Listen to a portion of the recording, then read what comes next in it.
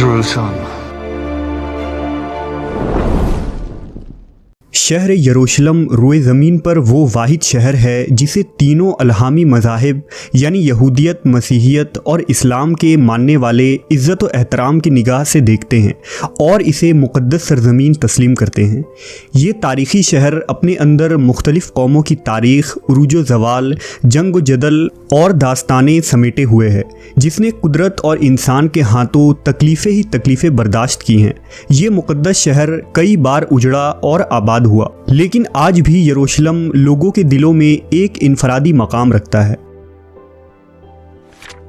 शहर यरूशलेम अपनी ज्योग्राफिकल लोकेशन के लिहाज से भी अजीब तरीन शहर है। ये शहर ढलवान पहाड़ी पर वाक़ है जो जज़रेल की सरजमीन से लेकर उक़बा तक फैला हुआ है, जो जुनूब और मशरिक़ के अलावा पहाड़ी के दरमियान घिरा है।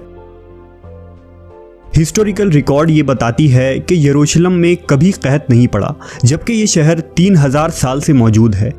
यरूशलेम की वादियों में मौजूद दूर दूर तक फैले चूना पत्थर और संगमरमर की बंजर वादियाँ एक पुरकशिश और कुदरती वादी की शक्ल इख्तियार करती है।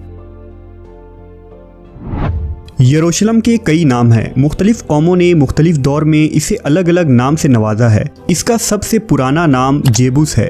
यहूदी लिटरेचर के मुताबिक हज़रत इब्राहीम अलैहिस्सलाम ने इस शहर को जेरा कहा था और बाद में शालीम नामी बादशाह ने 2000 साल कबल मसीह में इसमें शेलम का इजाफा कर दिया। इस तरह दो अबरानी अल्फाज यानी येरो और शलम का मुरक्कब ये शहर यरूशलेम कहलाया। इसके अलावा अरबों ने इसे सुनहरा शहर यानी गोल्डन सिटी का नाम भी दिया था, क्योंकि जब सूरज तुलू होता था तो उसकी किरणों से यहाँ सुनहरी पत्थरों से बने हुए मकानात जगमगा उठते थे। जब यहाँ रोमियों की हुकूमत आई तो उन्होंने इसे इलिया का नाम दिया था। इस तरह मुस्लिम हुक्मरानों ने इसे अल कुदस का नाम दिया, जबकि यहूद और नसारा ने यरूशलेम के नाम को ही तस्लीम किया और इस तरह आज तक इसे यरूशलेम कहकर पुकारा जाता है। इंसानी यादों में दुनिया का कोई मकाम बैतुल मुक़द्दस से कदीम अब तक मालूम नहीं हुआ है। अहले किताब के अकायद के मुताबिक इलिया वो सरजमीन है जिसके ज़रिया इंसान गुनाहों से पाक हो जाता है। यही वो जगह है जहाँ से कायनात की तख्लीक हुई। जबकि अहादीस के मुताबिक यरूशलेम में सबसे पहले खुद हज़रत आदम अलैहिस्सलाम या उनके किसी बेटे ने कदम रखा था। जैसा कि नबी सल्लल्लाहु अलैहि वसल्लम ने फरमाया है कि रुए ज़मीन पर सबसे पहली मस्जिद मस्जिदुल हराम है और उसके 40 सालों बाद बैतुल मुक़द्दस की बुनियाद डाली गई थी, लेकिन गालिबन उस वक्त यरूशलेम में इंसानी आबादी नहीं फैली थी। तारीख़ के मुताबिक सबसे पहले यहाँ आले साम यानी नूह अलैहिस्सलाम के बेटे साम की औलादें 2500 कबल मसीह में आकर आबाद हुईं, जिन्हें किनानी कहा जाता था। इसलिए यरूशलेम को कदीम तारीख़ में अर्ज़ किनान के नाम से याद किया जाता है। फिर 2000 कबल मसीह के ज़माने में हज़रत इब्राहीम अलैहिस्सलाम ने इराक़ से यरूशलेम हिजरत फरमाकर इस इलाके में पहुँचे और हबरून के मकाम पर सुकूनत इख्तियार की। किताब मुक़द्दस और इब्न कसीर की रिवायतों के मुताबिक उस वक्त यरूशलेम के बादशाह शेलम हज़रत इब्राहीम पर ईमान ले आया और इस तरह हबरून में हज़रत इब्राहीम की ताकत व कुदरत में इजाफ़ा हो गया। यहीं आपकी औलादें हुईं और आपने ज़िंदगी का बड़ा हिस्सा इसी मकाम पर गुजारा और हबरून में ही मदफून हुए। 40 सालों बाद हज़रत इब्राहीम अलैहिस्सलाम के पड़पोते यानी हज़रत याकूब अलैहिस्सलाम ने इसी जगह खुदावंद खुदा को ख्वाब में देखा था। लिहाजा उन्होंने इस मकाम पर बैत ईल की तामीर की, जो यहूदियों की पहली मुक़द्दस मकाम मानी जाती है। हज़रत याकूब अलैहिस्सलाम की औलादें, जिन्हें बनी इसराइल कहा जाता है, ये लोग किनान छोड़कर मिस्र की तरफ हिजरत कर गए और लंबे अरसे तक वहाँ फ़िरौनियों के ग़ुलाम बने रहे। उस ज़माने में कौम अमालका ने अर्ज़ फ़लस्तीन और यरूशलेम पर कब्ज़ा कर लिया और जब मूसा अलैहिस्सलाम बनी इसराइल को लेकर मिस्र से निकले तो इसी अर्ज़ मुक़द्दस का उनसे वादा किया गया जो बनी इसराइल को अता होने वाली थी। उस वक्त इसराइलियों की तादाद 7 लाख से भी ज़ायद थी। मूसा अलैहिस्सलाम की ज़िंदगी में बनी इसराइल फ़लस्तीन में दाखिल न हो सके, लेकिन आपके बाद आपके जानशीन हज़रत यूशा बिन नून की रहनुमाई में बनी इसराइल ने कौम अमालका से जंग लड़ी और उन्हें फतह नसीब हुई। इस तरह दोबारा बनी इसराइल फ़लस्तीन के नवाही इलाकों में आकर आबाद हो गए। दाऊद अलैहिस्सलाम के बादशाह बनने तक बनी इसराइल का दारुस सल्तनत हबरून ही था। क्योंकि अब भी मरकज़ी शहर यरूशलेम पर अमालका का कब्ज़ा था। लिहाजा हज़रत दाऊद अलैहिस्सलाम ने 2 लाख के अजीम लश्कर के साथ यरूशलेम पर हमला कर दिया और अमालका को मुकम्मल शिकस्त देकर यरूशलेम को अपनी हुकूमत में शामिल कर ली।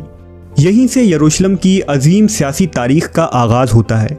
हज़रत दाऊद अलैहिस्सलाम के दौर हुकूमत में यरूशलेम के हमसाया शहरों ने भी बनी इसराइल से अमन का मुआहदा कर लिया। दाऊद अलैहिस्सलाम ने यरूशलेम के चारों तरफ ऊंची ऊंची फसीलें कायम की और बड़े बड़े चश्मे खुदवाए गए, पथरीले वादियों में बागात लगाए गए और यरूशलेम में इबादत के लिए एक हैकल की तामीर करवाई गई जिसमें ताबूत सकीना को रख दिया गया। ये वो पाक तरीन जगह था जो यहूदियों के लिए सबसे मुक़द्दस माना गया है। इस हैकल को हज़रत दाऊद के बेटे सुलेमान अलैहिस्सलाम ने मुकम्मल की और उस जगह ऊंची और बेहतरीन इमारत की तामीर करवाई जिसमें बड़े बड़े शाहराह, कमरे और बरामदे बनाए गए। इस हैकल सुलेमानी को मुकम्मल होने में पूरे 13 साल का अरसा लगा। अब यरूशलेम बनी इसराइल का दारुल सल्तनत करार पाया और शहर की शान व शौकत में मज़ीद इजाफा हो गया। शहर में सैकड़ों नहरें खुदवाई गईं, सड़कें पुख्ता किए गए और इस तरह यरूशलेम अपने दौर का सबसे खूबसूरत तरीन और अजीम तिजारती मरकज़ बन गया। माहरीन का दावा है कि उस ज़माने में यरूशलेम का राबता दुनिया के अजीम तरीन तहजीबों और शहरों से था, जिनमें वादी सिंध, मिस्र, फारिस और मेसोपोटामिया शामिल है। वादी सिंध के शहर हड़प्पा और मोहनजोदाड़ो से अहले यरूशलेम सोने, चांदी, हाथी दांत, मोर, मसाले और कपास की तजारत किया करते थे। सुलेमान अलैहिस्सलाम के अज़ीमुश्शान दौरे हुकूमत के बाद बनी इसराइल रफ्ता रफ्ता सरकश और नाफरमान हो गए। उन्होंने तौरेत में रद्दो बदल कर दी, पैगंबरों को कत्ल किया, यहुआ की मूर्तियां बनाकर बुत परस्ती की इब्तदा की और सूद, जिना और हर तरह के जुर्म में मुलव्वस हो गए। लिहाजा उनके इस नाफरमानी के तहत यरूशलेम पर बिरूनी ताकतों ने कई बार हमले किए और 1000 साल की इस तवील तारीख में तकरीबन 17 मरतबा यरूशलेम पूरी तरह उजड़कर दोबारा आबाद हुआ। उन हमलों में शाह मिस्र शीशाक का हमला, अशूरी बादशाह सीखरब का हमला, 500 कबल मसीह में बाबिल के बादशाह बुख्त नसर का हमला, 300 कबल मसीह में सिकंदर आज़म का जनरल सेकोपस का हमला और सन 70 ईस्वी में रोमी जनरल टाइटस का हमला तबाहकुन हमले थे। उनमें बुख्त नसर और टाइटस के हमले से यरूशलेम और यहाँ आबाद लोगों को सबसे ज़्यादा नुकसान पहुँचा।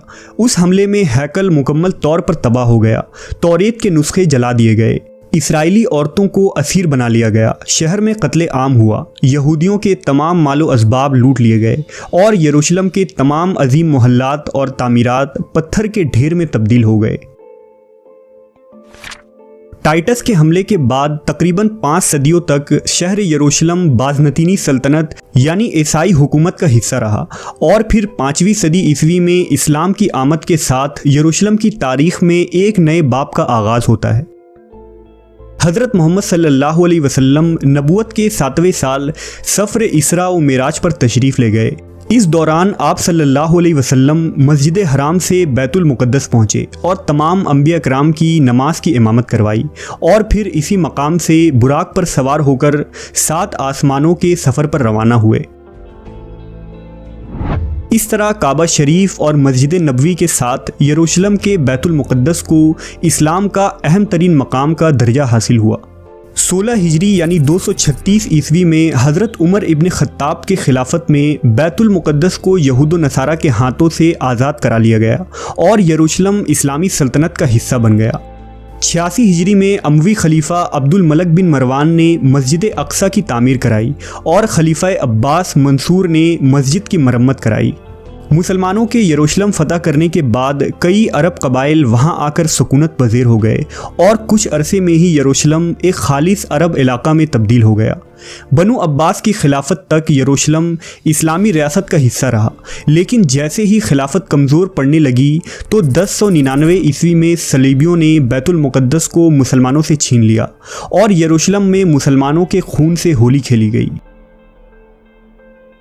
तकरीबन 88 साल तक ये शहर सलीबियों के कब्ज़े में रहा और आखिरकार क़िबला अव्वल की आज़ादी के खातिर 16 जंगें लड़कर सलाउद्दीन अय्यूबी ने 1187 ईस्वी में यरूशलेम को दोबारा आज़ाद करवा लिया। सलाउद्दीन के बाद तकरीबन 700 बरसों तक यरूशलेम इस्लामी सल्तनत का हिस्सा रहा। जहां तुर्क उस्मानियों ने इस शहर को खूब तरक्की दी, तो वहीं यहूद व नसारा के लिए भी शहर के दरवाजे हमेशा खुले रहे और यरूशलेम ने तारीख में पहली मर्तबा इतने लंबे अरसे के लिए अमन व अमान का दौर देखा।